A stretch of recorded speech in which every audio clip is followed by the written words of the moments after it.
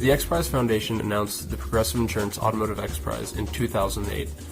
That piqued Edison2's founder, Oliver Kuttner's interest, and he decided to go after the prize, go after that $10 million prize purse that the X Prize Foundation was putting up to design a clean, safe, affordable vehicle that can get over 100 miles per gallon.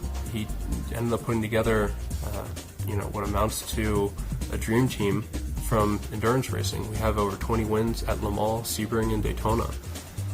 From there, we looked at really what it meant to build an efficient vehicle. Not just moving from one power source or one energy source to another, but at the heart of it, how do you build a vehicle that takes less energy to move?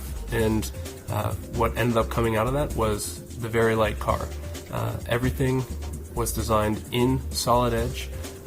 It gave us the tool we needed to accelerate the design in a very short time period, and within 2 years we were able to do the analysis that I was just speaking of, do the design work in solid edge, build 4 prototypes, compete in the X Prize on track, and then going into the labs and winning the mainstream prize, which is the $5 million prize.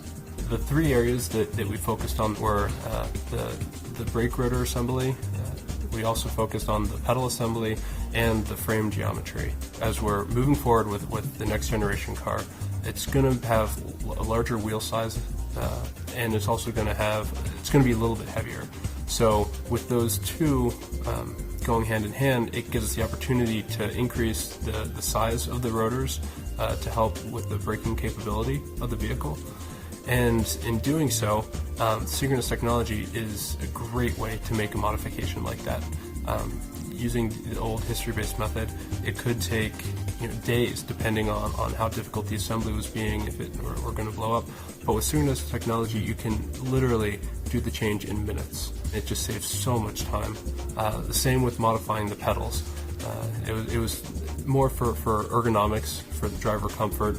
We had to bring the pedals down a little bit closer to the floor, and once again, that's not quite as complex of an assembly as the brake rotors were, but synchronous technology just made it absolutely easy to perform with parts that weren't designed in synchronous. They weren't designed to be modified in the way that synchronous technology allows us to modify the parts. The third area we focused on was the frame. As we move forward, we're having to modify the frame slightly. As we go through some crash simulation, we try to increase the energy absorption of the crash box with the frame. In solid edge, synchronous technology allows us to make the changes to the geometry just effortlessly. With the inner part linking, being able to move one piece and having it modify all the rest of the tubes. It's not just with tube design, it's also with parts and assemblies. You can move one part and it'll redesign the bracket and change the bracket so it fits. At the heart of the X Prize Foundation, they try to look at industries that are viewed as being stuck in their path forward. And they felt that the automotive industry sort of fit into that category. There hadn't been any drastic leaps in fuel efficiency for a while, and they were hoping that this prize could help spark a future generation of engineers to design cars that can get over 100 miles per gallon. You will see bits and parts of our technology on the road in the years to come. You're going to see cars that look like ours. You're going to see cars that are a lot lighter, have a new architecture like our vehicle, and hopefully we can be in that new generation of automotive players. We can get our car out there to compete with all the rest of the manufacturers. We are moving forward. We're developing our car. The next generation very light car is going to be designed just like the previous one, all in solid edge.